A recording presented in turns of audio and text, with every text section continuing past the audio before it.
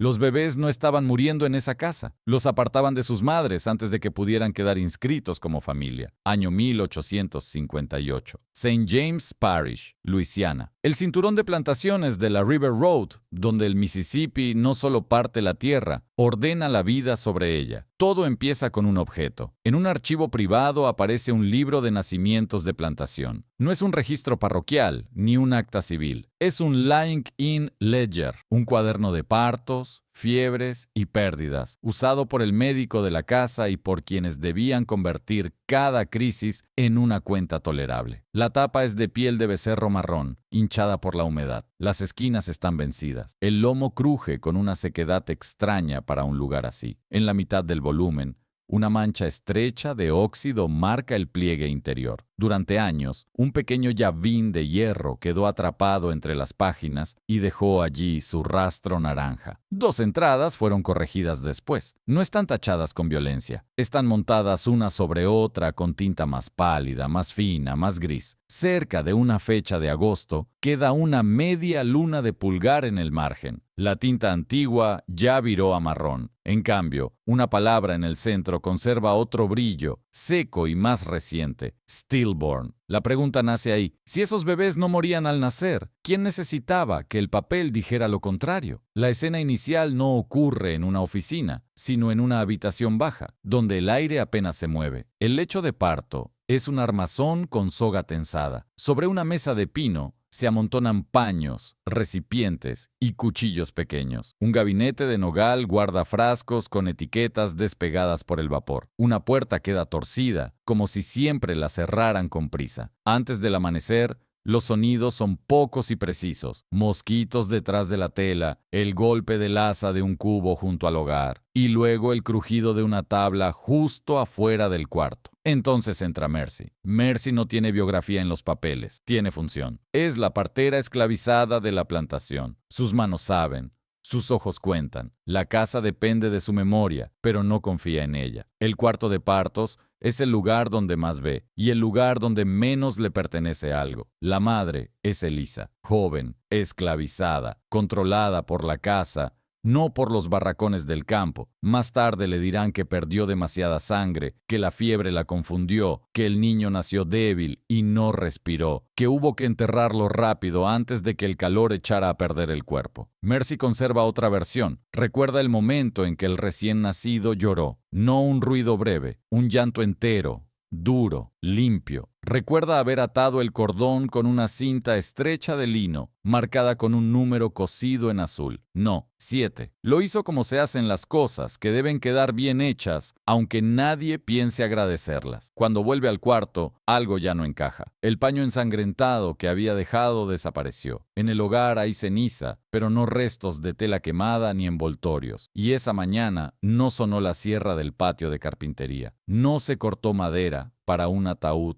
pequeño. Mercy conoce ese sonido. Sabe cuando el pino se abre. Aquella mañana no se abrió nada. Más tarde se inclina hacia Elisa cuando ya no quedan ojos vigilando en la puerta, cuando el vinagre del lavado intenta borrar lo ocurrido, y le dice: «Tu bebé no murió en mis manos». Con esa frase, el asunto deja de ser resignación y se vuelve acuerdo. Mercy aporta lo único que puede ofrecer sin delatarse: el orden del cuarto, la memoria de los paños, el ritmo exacto de la madrugada, la certeza profesional de que ese niño nació vivo. Elisa aporta lo que vio antes de perderse en la fiebre: un mangote en el marco de la puerta, un anillo hundido en cera roja y una orden dicha como si hablara de carga o de inventario. Antes de la primera luz. Eso basta para entender que la casa no improvisó. Aceptar esa alianza tiene precio. Mercy arriesga el látigo, la venta río abajo, la vigilancia cerrada. Elisa arriesga que la declaren inestable, que la separen de los suyos, que la castiguen por acusar a la casa y le borren para siempre el rastro del niño. Desde ese momento, la duda deja de ser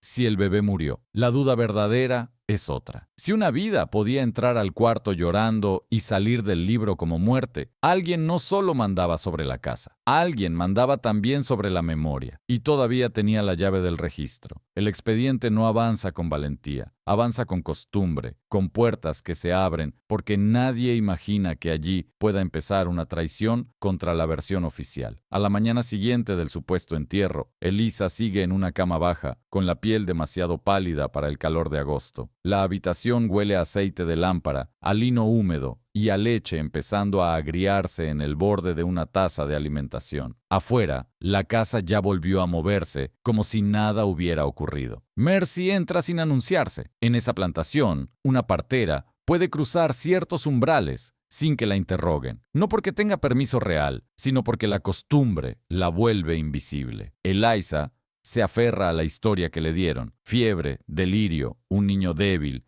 un entierro rápido. La repite con el esfuerzo de quien intenta sostener una taza con la mano temblando. Mercy no la contradice de golpe. Le pregunta: ¿oíste la sierra en el patio? Elisa tarda en contestar. Busca entre el cansancio, entre el dolor, entre el hueco de las últimas horas. No, Mercy baja apenas la mirada. En una plantación así, hasta una muerte pequeña mueve cosas. Se corta tabla, se buscan clavos, se carga madera, alguien camina, alguien trabaja. Luego Mercy pregunta por el fuego. ¿Olístete la quemada? Elisa cierra los ojos, como si así pudiera volver a la madrugada. No, Mercy se queda quieta. No hay indignación en su cara, solo cálculo. La sala de partos está a pocos pasos del corredor principal. La puerta tiene un pestillo más gastado que el resto de la casa. En el umbral, una tabla suelta se queja cuando alguien la pisa de frente. Mercy ha aprendido a rozarla de lado, con el borde del pie. Todavía recuerda ese crujido antes del amanecer. Un peso breve, contenido,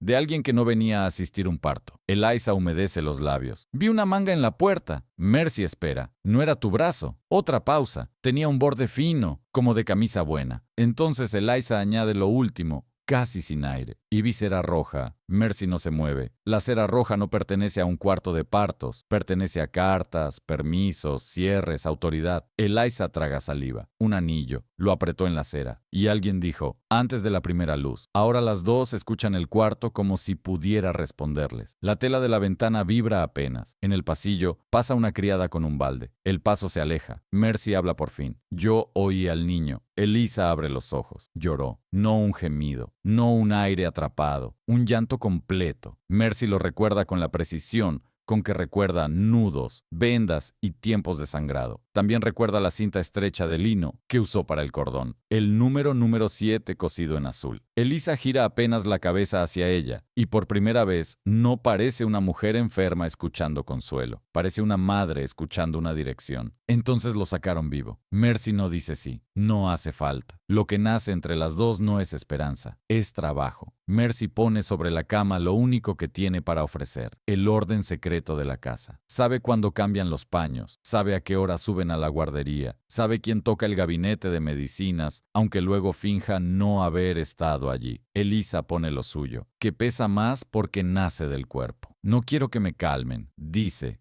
casi en un hilo. Quiero saber dónde está. Ese dónde lo cambia todo. Más tarde, Mercy vuelve al cuarto de partos con el pretexto de buscar vinagre. Entra sin dificultad. La habitación está limpia de una manera demasiado completa. El barreño ya no tiene agua rojiza. La mesa de pino ha sido secada hasta borrar el brillo húmedo. El gabinete de nogal sigue torcido. Mercy abre la puerta. El olor a alcanfor y alcohol le sale al rostro. Frascos, vendas, cucharas, un paquete de agujas, una botella con etiqueta levantada por el vapor. Y entre dos pilas pequeñas de lino, un hueco exacto, del tamaño de las bandas usadas para identificar recién nacidos. Mercy no alarga más la mano. Pasos. Se oye tela rozando el corredor. Una sombra se detiene del otro lado de la puerta. Mercy cierra el gabinete con suavidad y toma una botella cualquiera justo cuando el picaporte baja un instante y vuelve a subir. Una voz blanca desde afuera. ¿Qué haces ahí dentro? Mercy ni se vuelve demasiado rápido ni demasiado lento. Vinagre para la fiebre de Eliza, miss. Silencio. Luego el paso sigue de largo. Solo entonces Mercy deja salir el aire. Sube a la guardería un poco después, con la misma naturalidad ensayada con la que otras personas rezan. La repisa está en orden. Paños doblados, mantas, cintas enrolladas, pequeños objetos alineados para cuerpos que deben crecer sin madre cerca. Nada está puesto para ternura. Todo está puesto para manejo. Busca la banda número 7. No está. Mercy pasa los dedos por el borde de una canasta de mimbre. Una astilla mínima le roza la yema. Allí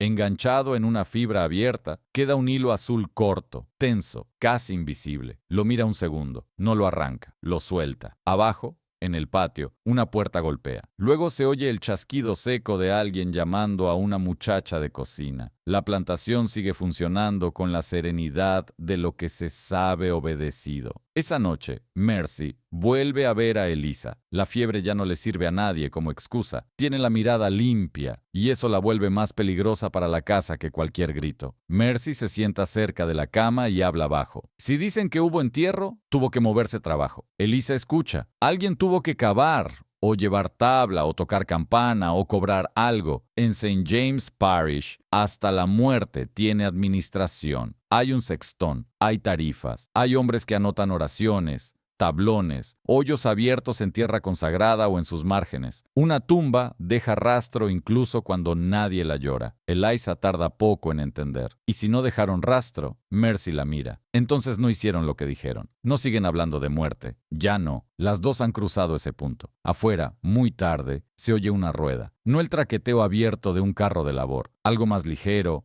más contenido, avanzando despacio. Después el río, no como paisaje, como camino. Elisa aprieta la sábana entre los dedos. Si no lo enterraron, ¿a dónde lo llevan? Mercy no responde enseguida. En la oscuridad, el cuarto parece más pequeño que la noche anterior. Por fin dice, primero hay que romper la mentira, donde dice ser verdad. No buscarán una tumba todavía, buscarán su ausencia, el hueco que no debería existir, el renglón que falta, el pago que nadie hizo, la oración que nadie cobró. La alianza queda cerrada sin firma y sin testigos. Desde esa noche, las dos obedecen una sola regla: no creer nada que no deje marca, porque la plantación puede corregir su propio libro, pero no manda sobre todos. Si en la plantación escribieron enterrado, entonces alguien tuvo que abrir tierra para sostener esa mentira. En St. James Parish, sepultar no es un gesto abstracto, se paga, se anota. El hombre que cava las fosas lleva un cuaderno estrecho donde registra fechas, nombres, tarifas, tablones, rezos. No escribe dolor, escribe trabajo. Elisa no puede ir a ninguna parte. Sigue débil, todavía atrapada entre el sangrado y el calor, pero escucha todo lo que cruza la casa. Mercy, en cambio, sí puede moverse, no con libertad, con utilidad. Esa diferencia, en una plantación, a veces basta para llegar a una habitación más lejos. El domingo siguiente al supuesto entierro, la campana de la iglesia se oye desde la carretera del dique. El sonido llega plano por la bruma del río. No trae luto, trae costumbre. Por la tarde, vuelve un muchacho del campo, que a veces carga recados menores. Elisa lo llama cuando pasa cerca de su puerta. No lo interroga. Le habla con esa voz gastada que obliga menos y consigue más. Hubo entierro esta semana. El muchacho se rasca la nuca. Mira hacia el corredor antes de responder. Uno viejo. Del otro lado, dice, pero de aquí no, nada más. Ningún infante, ninguna prisa, ningún hoyo pequeño abierto por el calor de agosto. Cuando Mercy entra más tarde, Elisa ya no repite la versión de la casa. Solo dice, no hubo nadie de aquí. Mercy asiente una vez. No celebra. La falta de entierro no devuelve un hijo. Solo abre un agujero donde antes había una orden. 2 días después, la ocasión llega sin parecer ocasión. La señora de la casa quiere confirmar la fecha de una tumba anterior, un pariente lejano,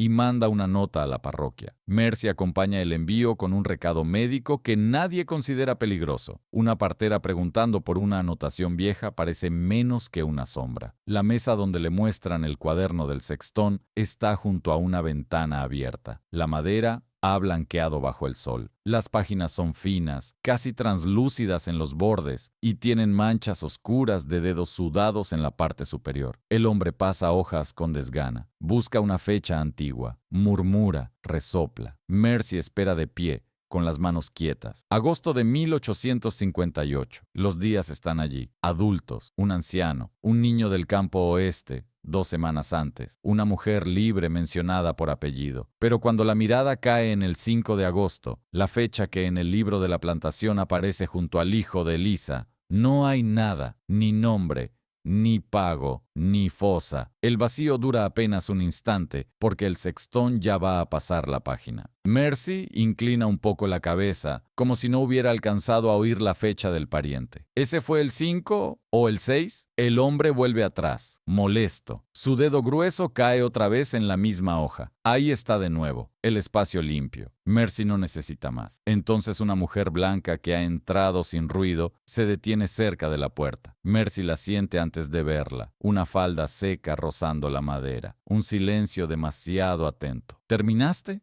pregunta la mujer. Mercy aparta los ojos del cuaderno sin brusquedad. Sí, miss, solo quería llevar la fecha correcta. La mujer mira el libro, luego la mira a ella. No lo suficiente para acusarla, lo suficiente para que Mercy sienta el peligro como un hilo tirante detrás del pecho. El sextón cierra el cuaderno. La prueba desaparece bajo su mano. Esa noche, cuando Mercy se sienta junto a la cama de Eliza, no necesita adornar nada. No está, dice. Eliza no habla enseguida. Tiene una mano cerrada sobre la sábana, demasiado fuerte para el poco color que le queda en los nudillos. Nada, nada. No hubo pago, no hubo registro, no hubo sepultura anotada para ese día. Afuera, una cigarra se rompe contra la noche. Dentro del cuarto, el aire parece quedarse quieto. Eliza vuelve la cara hacia la pared. Mercy piensa por un momento que va a llorar, pero no. Lo que sale de ella no es llanto. Es una respiración más lenta, más precisa, como si el dolor acabara de cambiar de forma. Entonces mintieron antes de que amaneciera,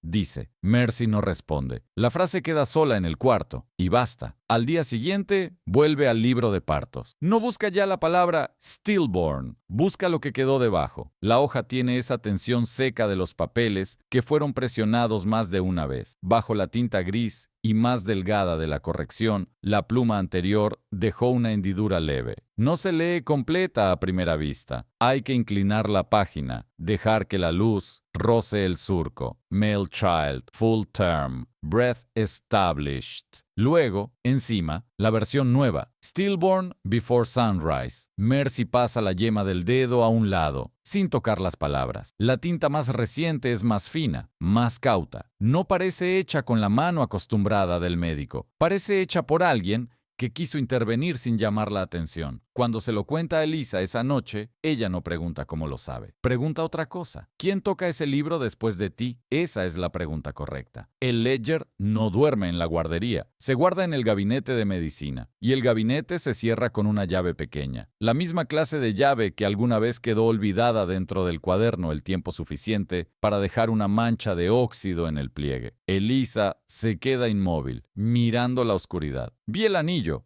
dice al cabo de un rato, y la cera roja. Mercy recuerda la frase que escuchó en la puerta de la sala de partos, antes de la primera luz. Ahora la línea corregida dice Before Sunrise. No hace falta explicar más. Las dos sienten la coordinación sin nombrarla todavía. Ya no están ante una muerte confusa. Están ante una muerte escrita para cerrar el asunto rápido. Mercy se pone en pie y cruza hasta la ventana. Afuera, la noche de agosto respira húmeda sobre el patio. En algún lugar más arriba, desde la parte alta de la casa, se oye un llanto breve, muy breve. Luego nada. Mercy vuelve la cabeza. Si no hubo tumba, dice, pasó por otro sitio. Eliza la mira. No dice guardería, no hace falta. En una plantación, un recién nacido vivo no desaparece en el aire. Alguien lo sostiene, alguien lo lava, alguien lo numera, alguien decide si vuelve a los brazos de su madre o cambia de destino antes de tener nombre suficiente para ser reclamado. La prueba siguiente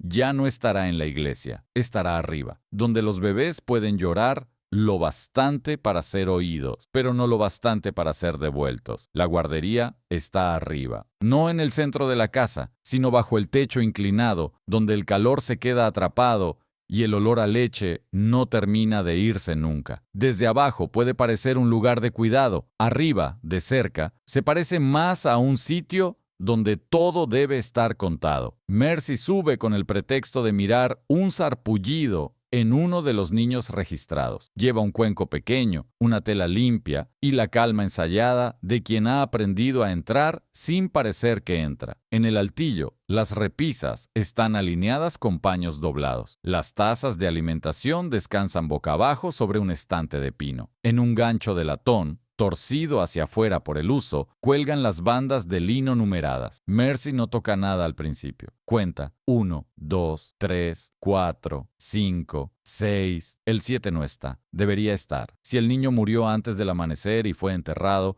la banda habría vuelto al gancho como vuelve todo lo demás. En esa casa no se pierde una herramienta solo porque haya tocado un cuerpo. Mercy acerca más la vista. La banda marcada con 3 no es igual a las otras. No por el lino, por la costura. El hilo azul tiene otra tensión. Una puntada se hunde demasiado. La curva del número no guarda la misma mano. Mercy la toma y la levanta apenas hacia la luz de la ventana. En el reverso, casi borradas por el lavado, quedan pequeñas señales de deshilachado. Otro número estuvo allí antes. No la mira mucho tiempo. Basta. Entonces oye algo abajo. Una escalera que responde al peso. Un peldaño. Luego otro. Mercy baja la cinta sin ruido. Toma una de las tazas, la gira entre los dedos y se coloca de espaldas a la puerta justo cuando aparece una criada blanca en la entrada, con una sábana doblada sobre el brazo. La muchacha frunce el ceño. ¿Qué haces? La piel del pequeño Broussard, dice Mercy, sin apuro. La señora pidió que mirara el sarpullido. La criada dirige la vista a las repisas, luego al cuenco, luego al rostro de Mercy. No parece convencida. Pero tampoco quiere hacerse responsable de discutir una orden médica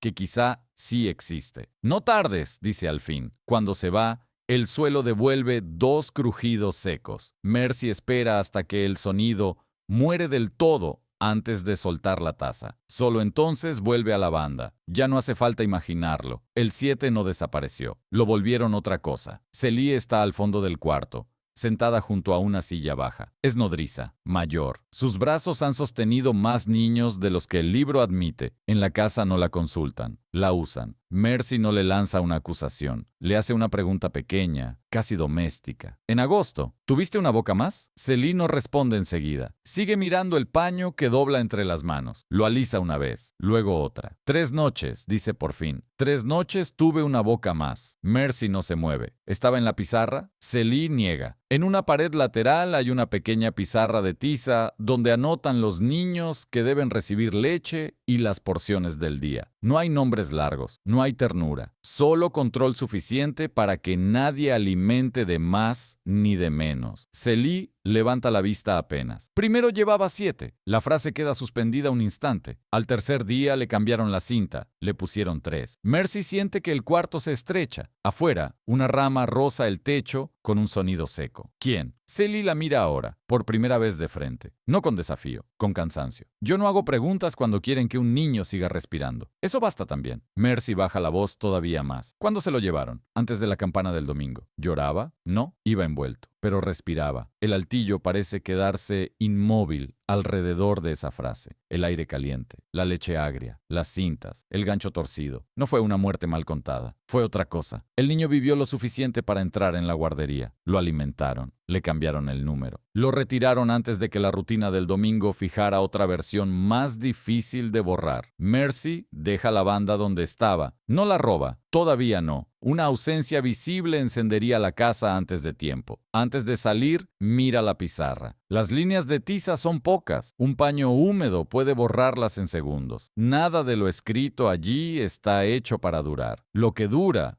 en una casa así no siempre es lo más verdadero, solo lo más útil. Baja las escaleras con el pulso firme por fuera y demasiado rápido por dentro. Cuando entra en el cuarto de Lisa, no necesita preparar la noticia. Eliza lo ve en su cara antes de que hable. Dímelo. Mercy se acerca a la cama. Tu hijo estuvo arriba 3 noches. Eliza cierra los ojos un momento, como si el cuerpo necesitara acomodarse a una verdad más dolorosa que la muerte. Cuando vuelve a abrirlos, ya no hay niebla de fiebre en ellos. Hay otra cosa, una forma más dura de lucidez. Entonces no murió allí. No. Mercy le cuenta lo necesario. La nodriza, la boca extra, la cinta cambiada, el 7 convertido en 3. No añade más de la cuenta. No hace falta. Eliza aprieta la sábana entre los dedos. Lo contaron, dice. Solo no como mío. La frase cae limpia. Afuera, el río vuelve a oírse en la noche, largo y oscuro, como un camino que no necesita faroles para servir a quien ya conoce la ruta. Mercy piensa en la renumeración, en el altillo, en una criatura viva sostenida apenas el tiempo suficiente para ganar fuerza y perder rastro. Piensa también en otra cosa, esos nacimientos sospechosos que no ocurrieron en los cuartos del campo, sino en mujeres retenidas cerca de la casa, donde la vigilancia era más estrecha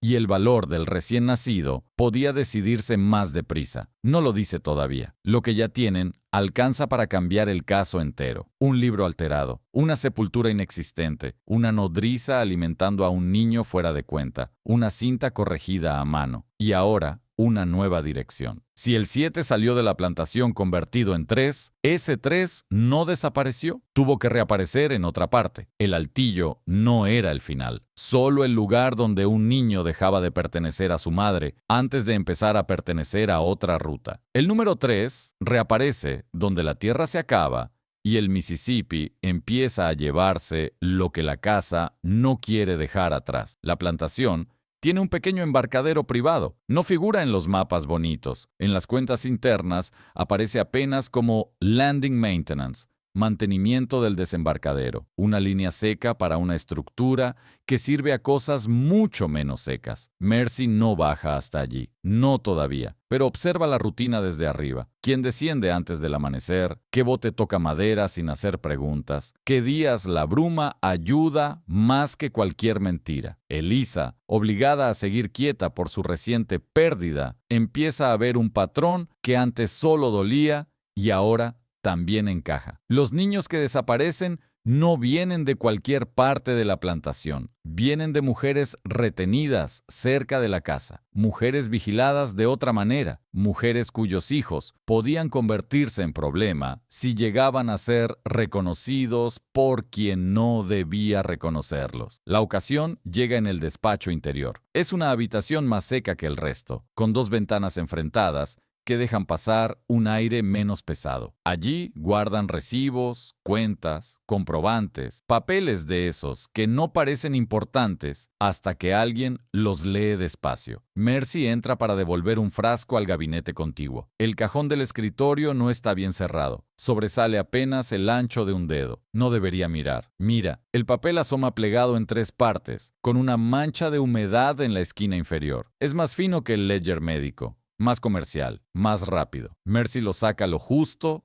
para leer la primera línea. Received for Domestic Placement, August 8, 1858. Se le enfría algo en el pecho. Debajo, otra línea. One infant, marked 3, temporary wet nurse assigned for placement in a private household. No dice madre, no dice parto, no dice muerte, solo número. Solo traslado. En el pasillo, una voz. No fuerte. Cerca. Mercy vuelve a meter el papel, pero el borde se le dobla mal. El cajón no entra. Empuja otra vez. La madera responde con un golpe seco, pequeño, demasiado audible en un cuarto así. La perilla gira. Mercy alcanza a tomar el frasco del gabinete justo cuando la puerta se abre medio palmo. ¿Quién está ahí? Es la voz de una mujer blanca. Cansada, desconfiada por costumbre. Mercy se gira con el frasco en la mano. La tintura de alcanfor, miss. La señora pidió que la llevara arriba. La mujer mira primero el frasco, luego el escritorio, luego el cajón. Mercy siente ese segundo largo en el que una casa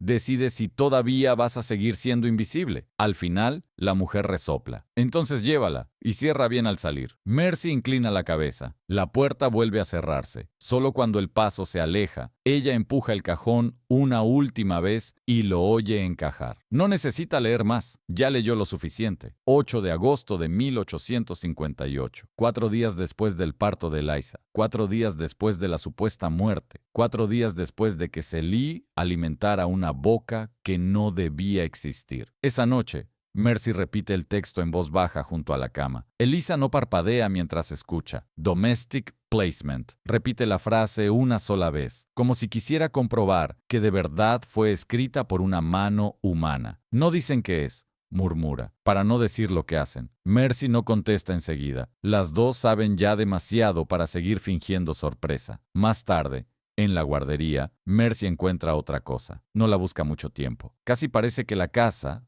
en su exceso de costumbre, empieza a dejar piezas atrás. Dentro de una cesta de lino hay una segunda banda. Mismo tejido, mismo hilo azul. El número visible vuelve a ser 3, pero bajo la nueva costura todavía se adivina la curva anterior, no entera, lo suficiente. Mercy la guarda en la memoria antes de volver a esconderla. Cuando por fin se la muestra a Elisa, envuelta en tela, Elisa la toma con las 2 manos, no como quien toma una prueba, como quien toca un resto del cuerpo de su hijo. Pasa el pulgar por la costura rehecha. Le cambiaron la vida con una aguja, dice. La habitación queda en silencio después de eso. Ya no hace falta desarrollar demasiado lo que tienen delante. Un niño que nació vivo, una línea corregida para matarlo en el libro, una sepultura que nunca existió, una nodriza alimentándolo 3 noches, un nuevo número, y ahora un recibo de río que lo envía río arriba a otro hogar bajo el lenguaje limpio de la colocación doméstica. En el margen del recibo había además una pequeña marca, más oscura que el resto, una inicial sellada, la clase de señal que no usa un capataz para mover un saco. Elisa la reconoce sin verla entera, la asocia al anillo presionado en cera roja, a la orden dicha en la puerta antes del amanecer. Eso también basta. La orden no venía de abajo, venía de alguien que no necesitaba explicar nada a nadie. Afuera, el río golpea suavemente la madera del embarcadero. El sonido ya no parece paisaje, parece oficio. Elisa sostiene todavía la banda entre los dedos. Entonces no fui la única. Mercy niega una vez. Número. Y quizá eso es lo peor. Porque si una casa puede tomar un recién nacido,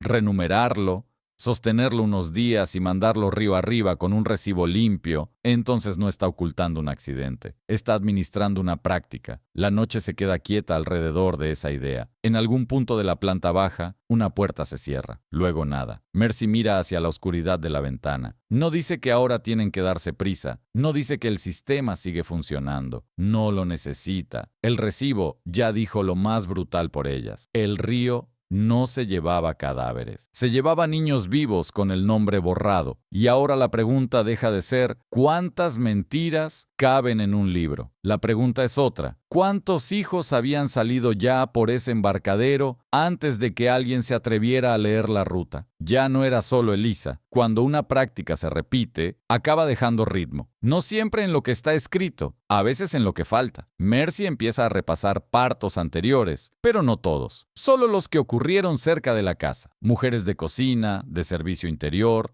de cuartos principales, mujeres que no desaparecen entre los campos, mujeres a las que vigilan más de cerca porque están demasiado cerca de todo. Elisa, desde la cama, completa esa memoria con nombres que no quiere decir muy alto. Otras 2 mujeres, mismo calor, misma explicación, fiebre, debilidad, un entierro rápido. Después, silencio. Una fue enviada río abajo meses más tarde. La otra dejó de volver sobre el tema, como si el simple acto de recordarlo también pudiera ser castigado. Mercy regresa al libro de asignación de la guardería, no al médico, al otro, el que anota raciones, turnos, nodrizas, bocas pequeñas que deben ser alimentadas sin preguntar demasiado por ellas. Lo abre en una mesa angosta, con la ventana apenas levantada para que entre algo de aire. Las páginas están numeradas a mano en la esquina superior. Julio termina en la página 13. Mercy pasa la hoja y se queda quieta. Agosto debería empezar en la 14. No está. No fue arrancada con rabia. Fue sacada con cuidado. En el lomo todavía quedan los muñones del hilo, cortos, iguales, limpios. La ausencia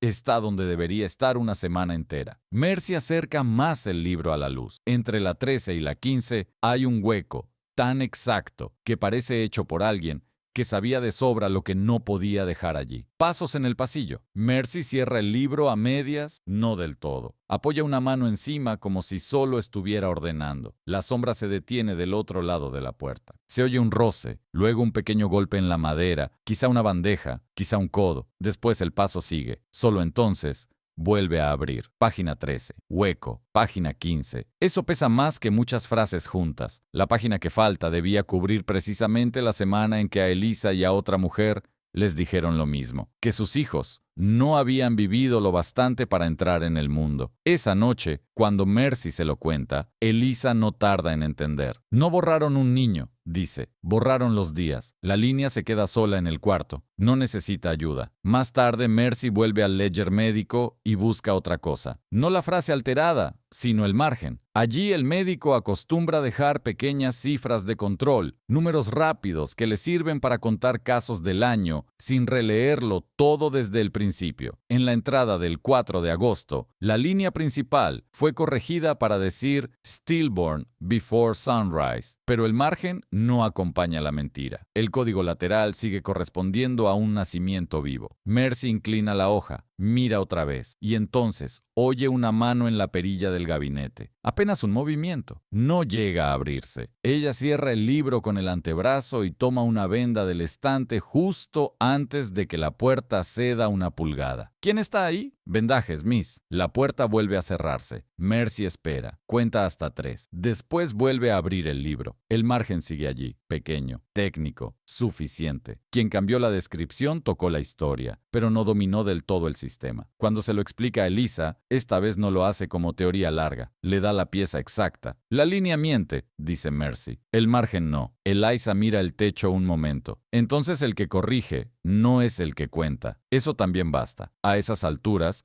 ya no están descubriendo una rareza. Están tocando la costura de algo repetido. Mujeres de la casa, partos vigilados, registros alterados después, entierros sin confirmación. El mismo lenguaje limpio para sacar a un niño del lugar donde nació y ponerlo río arriba, en otra casa, bajo otra utilidad. Pero ahora la página arrancada cambia el tamaño de todo. No faltó una nota, faltó una semana. Una semana entera de leche, turnos, bocas, cambios de banda y pequeñas tareas que habrían dejado ver cuántos recién nacidos circularon por el altillo, mientras en el piso de abajo se hablaba de fiebre y entierros. Elisa ya no pregunta solo por su hijo. Mercy lo nota en la forma en que habla. Si vuelve a pasar, dice, quiero verlo antes de que lo borren. No dice, quiero justicia. No dice, quiero castigo. Dice algo más peligroso, porque obliga a actuar a tiempo. Mercy piensa en las bandas de lino, en los números listos, en lo rápido que una aguja puede cambiar un destino si todo depende de papel, tinta y costumbre. Y entonces recuerda algo que no se arranca tan fácil como una página. La piel, una marca mínima, algo hecho antes de que cambien la cinta, antes de que suban al niño, antes de que el libro vuelva a hablar por encima del cuerpo. No tendría que ser visible a simple vista, solo tendría que sobrevivir lo suficiente para ser reconocida delante de otro par de ojos. La idea nace así, no como una rebelión abierta, como una trampa contra la siguiente mentira. Afuera, la noche de agosto, se pega a los vidrios. Desde arriba, llega el ruido leve de una silla arrastrada. En alguna parte de la casa, alguien sigue preparando cosas para días que todavía no llegan. Mercy baja la vista al libro abierto, al hueco entre la 13 y la 15, a esa semana arrancada de raíz. La ausencia ya no parece solo limpieza del pasado, parece preparación, como si la casa no hubiera borrado esa página porque temía lo que ya había hecho, sino porque pensaba volver a hacerlo. Y entonces,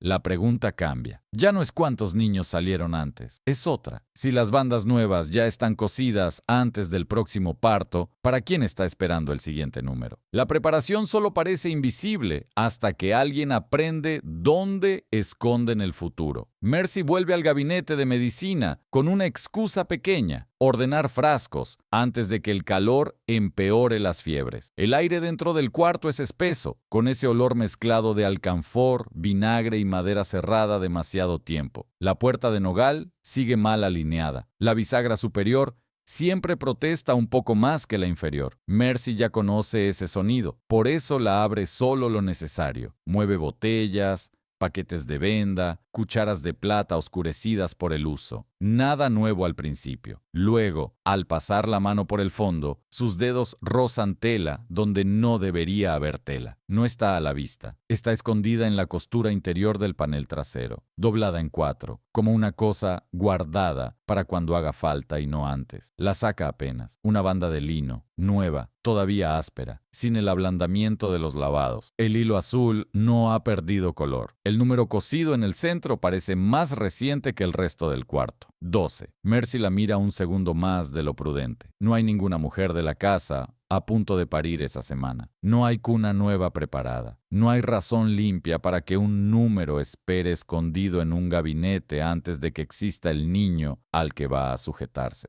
No están guardando una banda. Están guardando un destino vacío, un ruido en el corredor. Mercy vuelve a doblarla, pero la tela nueva se resiste y hace un pequeño chasquido seco entre los dedos. La perilla se mueve apenas, no llega a abrirse. Una voz pasa cerca, tan cerca que parece hablarle al panel mismo. ¿Sigue ahí dentro? Mercy toma un frasco cualquiera del estante y contesta sin alzar la voz. Sí, miss. La botella de alcanfor estaba casi vacía. Silencio. Luego el paso sigue de largo. Solo entonces vuelve a esconder la banda en la costura y cierra el gabinete hasta dejarlo exactamente como lo encontró. Torcido, inocente, útil. Esa noche le cuenta a Elisa lo visto. No necesita decorar nada. Había una cinta nueva, dice, escondida, con el 12 cosido. Elisa no pregunta qué significa, lo entiende demasiado rápido. Entonces ya escogieron a alguien. La frase no tiembla, eso la vuelve peor. Mercy repasa los nombres en la cabeza. Una muchacha del servicio interior, joven, demasiado cerca de la casa. Su embarazo ha sido mencionado en voz baja, con esa clase de fastidio contenido que las señoras reservan para lo que no pueden nombrar delante de cualquiera. No hace falta decir más. Las dos ya saben cómo funciona la secuencia cuando la casa decide que un recién nacido no debe quedarse donde nació. Parto, altillo, cambio de número, libro corregido antes del amanecer, río. Basta con nombrarlo una vez, ya no necesitan repetirlo para creerlo. Elisa se incorpora un poco en la cama, pese al dolor que todavía le queda en el cuerpo. No vamos a esperar a que lo escriban muerto. Ahora sí cambia algo. Hasta aquí han seguido rastros. Desde aquí tendrán que llegar antes que la tinta. Mercy piensa en el único lugar donde la casa pierde un poco de su poder. Afuera, no en el campo, en el papel público. En un escritorio donde un notario o un hombre de iglesia ve a un niño vivo antes de que alguien lo convierta en stillborn dentro de un libro privado. Una vez que un cuerpo respira delante de un testigo externo, la mentira se vuelve más torpe. No imposible, más torpe. La mujer señalada aún no ha entrado en labor, pero los dolores intermitentes ya comenzaron. La casa, segura de su costumbre, no sospecha nada. Sigue creyendo que lo controla todo, porque todavía controla las llaves, los cuartos y el orden de los pasos. Mercy prepara su respuesta con cosas que no parecen respuesta. No tinta, no papel, no un discurso. Hollín, una marca mínima bajo el talón izquierdo del recién nacido, en un sitio que no se ve al sostenerlo envuelto y que puede resistir horas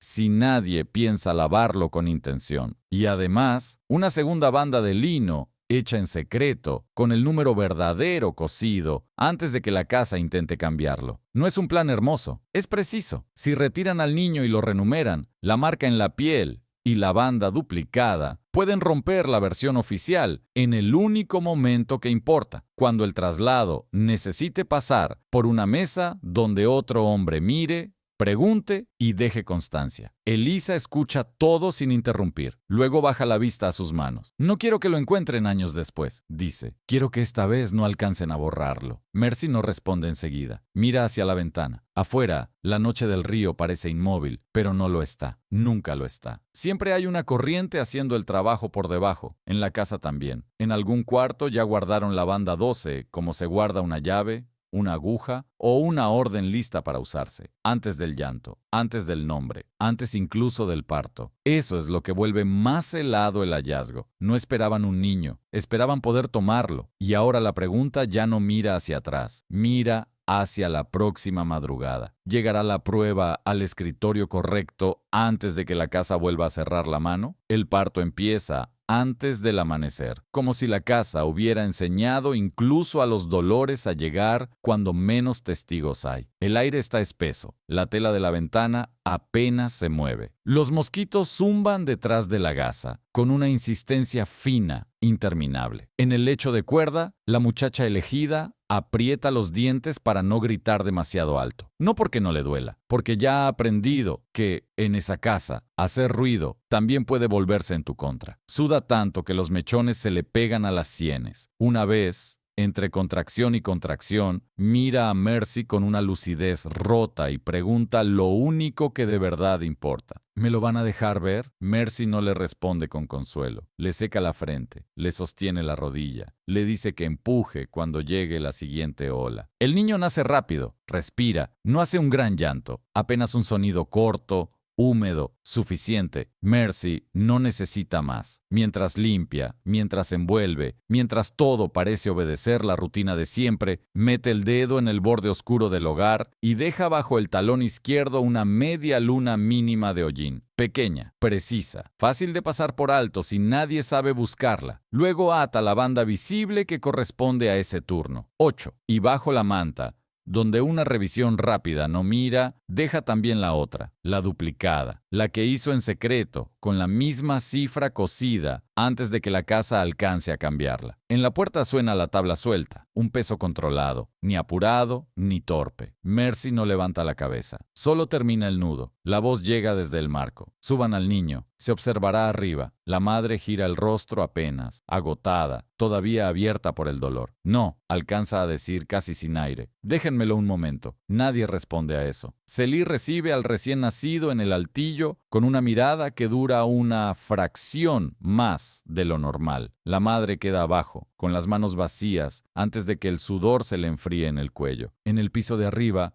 la pizarra cambia. En el libro, más tarde, también. 3 días después, la línea original del parto ya no dice lo que dijo al principio. Female child, breath established, se vuelve, con tinta más fina, stillborn before sunrise. La mano que lo hace no tiembla. Pero esta vez no están solas. Mercy ya vio al niño bajar del altillo envuelto para traslado. Ya comprobó lo necesario. El talón sigue marcado. La banda duplicada sigue bajo la manta. La visible ya no dice 8. Ahora dice 5. El recibo espera firma en el despacho contiguo a la iglesia. La hora es exacta, como siempre lo es cuando la costumbre trabaja a favor de la mentira. El notario ya tiene otros papeles sobre la mesa. El sacerdote está allí por un trámite distinto, con esa expresión cansada de quien cree que nada nuevo puede sorprenderlo en una mañana húmeda. El hombre del traslado adelanta el documento. Infant Marked 5. Domestic Placement, August 18, 1858. La pluma del notario toca la mesa, y ahí es cuando la puerta se abre, no de golpe, pero tampoco como quien pide permiso. Mercy entra primero, con la copia de la línea original doblada dentro del delantal. Elisa entra detrás. Aún no está del todo repuesta, y eso se nota en cómo se sostiene del marco un segundo antes de avanzar. No debería estar allí, según las reglas de la casa. Precisamente por eso está. El hombre del traslado gira con fastidio. Esto no corresponde aquí. El notario alza una mano, más molesto por la interrupción que por el contenido. ¿Qué significa esto? Por un instante parece que van a perder la ventana. El escribiente al lado del notario ya está recogiendo otro legajo. El hombre del traslado estira la mano hacia el bulto, como si quisiera salir antes de que aquello se convierta en escena. Mercy da un paso más. Mírelo antes de firmar. Nada más. No levanta la voz. No acusa. No explica de más. El notario vacila. Solo un segundo. Pero es ese segundo el que decide si todo esto llega vivo al papel público o muere en el umbral. Abra la manta, dice al fin. Mercy lo hace. Descubre el pie izquierdo. La media luna negra sigue allí, bajo el talón. El hombre del traslado da otro paso. Eso no prueba. El sacerdote lo corta, seco. Quite la mano. Mercy retira entonces la banda visible. 5. Debajo, todavía escondida en el pliegue interior, aparece la otra. 8. Elisa pone la cinta sobre la mesa con dedos que no dejan de temblarle. Luego Mercy despliega la copia de la línea tomada antes de la corrección. Breath established. La palabra queda allí, frente al notario, junto al recibo que dice 5, junto al niño que respira, junto al talón marcado. Nadie habla durante un momento. El notario mira el papel, luego el pie, luego la cinta, luego el bulto vivo sobre la mesa. Ya no tiene espacio técnico para fingir que no entiende. No puede firmar el traslado de un niño que respira delante de él si otro documento privado lo declaró muerto. No puede hacer que el 5 borre al 8 mientras ambas bandas están allí, una sobre otra, como dos versiones del mismo crimen cosidas a mano. El sacerdote se inclina apenas hacia adelante. Ese niño no está muerto, dice. Es la frase más simple del cuarto, también la más destructiva. La pluma del notario no baja al papel. Se queda suspendida, después la deja a un lado. El recibo no se firma. Eso basta para arruinarles la limpieza, porque la casa podía corregir su libro en privado, podía cambiar una banda en el altillo, podía sacar un niño por el río antes del domingo. Lo que no podía hacer era sostener al mismo tiempo ante testigos que ese cuerpo estaba muerto mientras seguía respirando sobre la mesa. El hombre del traslado retrocede un paso, no por vergüenza, por cálculo. Mercy lo ve entenderlo en tiempo real. Desde este instante ya no están trabajando solo con orden interna. Ahora hay contradicción pública, y la contradicción pública deja una clase de rastro que ni el agua ni la tinta gris pueden tragar del todo. Pero la victoria no tiene nada limpio. La muchacha que parió sigue en la casa. Elisa ya no puede volver a fingir obediencia. Mercy ha dejado de ser invisible. Han roto la operación una vez, y eso cambia algo más peligroso que un libro. Cambia la confianza del sistema en su propia impunidad. Afuera, el río sigue corriendo como si no hubiera visto nada, pero esta vez no se llevó al niño. Y sobre la mesa del notario quedó una verdad que la casa no pudo volver cadáver. No estaban enterrando hijos, estaban intentando exportarlos antes de que alguien pudiera contarlos. El sistema no se rompe con un grito. Se rompe cuando una mentira privada choca contra una línea pública y ya no encuentra dónde esconderse. El notario no firma el recibo. El sacerdote no bendice la palabra stillborn mientras el niño sigue respirando delante de él. Y en ese instante, sin discurso y sin confesión, la casa pierde algo que había controlado hasta entonces con absoluta comodidad, la versión oficial. Elisa ve a la niña respirar sobre la mesa. Eso es lo último que la casa esperaba devolverle. No la recupera como había imaginado. No hay abrazo limpio. No hay reparación. Hay una criatura viva, todavía envuelta, con el pie descubierto y la media luna de hollín pegada al talón izquierdo. Hay dos bandas sobre la madera, la visible, con el número cambiado, y la otra, escondida bajo la manta, donde sigue cosido el número primero. Hay una copia de la línea tomada antes de la corrección, y hay una pluma que ya no puede bajar al papel sin dejarse ver. El notario abre su libro público y escribe lo que tiene enfrente, no lo que le trajeron preparado. Una niña viva, presentada en persona, con respiración establecida. La línea entra al registro, y una vez allí, la casa ya no puede matarla con tinta gris. Lo intenta de la única manera que conoce. Habla de error, habla de confusión, habla de fiebre, como siempre. Pero esas palabras, fuera de la plantación, pesan menos que un cuerpo respirando sobre una mesa. Mercy paga el precio casi de inmediato. No la venden esa semana, pero la apartan. Le quitan acceso al gabinete, al altillo, a los libros, a los recorridos, donde antes su utilidad la volvía casi invisible. Ahora la ven. Y ser vista, en una casa así, siempre ha sido una forma de peligro. Elisa paga otro. A partir de ese día deja de ser una mujer que sufrió una pérdida. Se convierte en una mujer que contradijo a la casa, en un espacio que la casa no controlaba. La amenaza de separación ya no necesita pronunciarse para existir. Se queda flotando a su alrededor como humedad, pero la niña sigue viva. Eso no deshace lo demás, no devuelve los otros cuerpos, no llena la semana arrancada, no hace aparecer los nombres que salieron río arriba con otra banda cosida encima, solo obliga a una verdad mínima a quedar escrita donde ya no la pueden corregir a solas, y con eso alcanza para ver el mecanismo entero sin necesidad de nombrarlo como tesis. Primero, nacían vivos, luego los subían, después cambiaban el número. corregían el libro antes del amanecer. Y el río hacía el resto. No era descuido, no era un accidente repetido, no era una desgracia mal contada por mujeres con fiebre. Era una práctica. Tomar a ciertos recién nacidos, sobre todo a los nacidos de mujeres demasiado cerca de la casa, y moverlos antes de que pudieran quedar fijados como hijos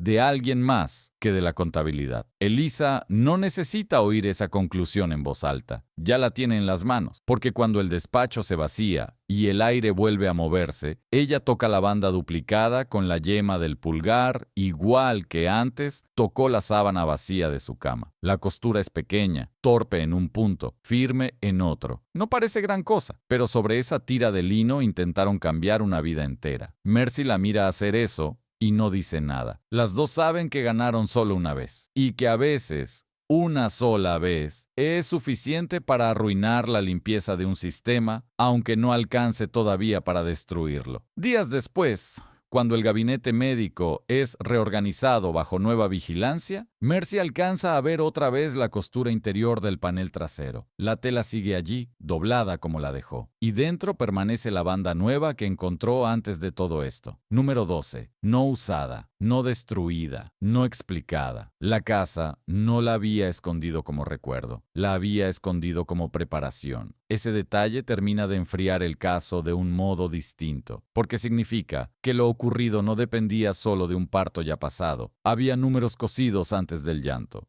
antes del cuerpo, antes incluso de que empezaran los dolores. La página arrancada, los entierros sin fosa, los recibos del río, la renumeración, la guardería convertida en sala de retención. Todo eso ya pesa bastante. Pero la banda 12, quieta todavía en su sombra, añade algo peor que una confirmación. Añade futuro. Afuera, el Mississippi sigue moviéndose como si nunca hubiera transportado otra cosa que madera, algodón y silencio. La plantación también sigue en pie. No cae, no arde, no confiesa. Los sistemas así casi nunca se derrumban con el estruendo que merecen. Más bien retroceden un paso, esconden una mano, cambian una ruta, esperan otra oportunidad. Por eso el final de este caso no se siente limpio. Se siente como una puerta abierta a tiempo. Una niña respira porque, por una vez, Mercy y Elisa lograron sacar la verdad de la casa antes de que la casa la reescribiera. Eso no absuelve nada, solo deja ver con claridad qué estaban haciendo allí desde hacía demasiado tiempo. No perder hijos, sino desprenderlos de sus madres y enviarlos lejos antes de que pudieran ser contados como familia. Y la imagen que queda no es el río, ni el recibo, ni siquiera el libro público cerrándose. Es algo más pequeño. Elisa mirando subir y bajar el pecho de la niña una vez, luego otra, como si todavía estuviera aprendiendo que esa respiración, esta vez, ya no pertenece a la casa. Mientras tanto, en la oscuridad del gabinete, la banda 12 sigue doblada y esperando. Y deja una sola pregunta viva, más fría que todas las anteriores. Si el siguiente número ya estaba cosido antes del próximo parto, ¿cuántos hijos pensaban borrar antes incluso de que empezaran a respirar?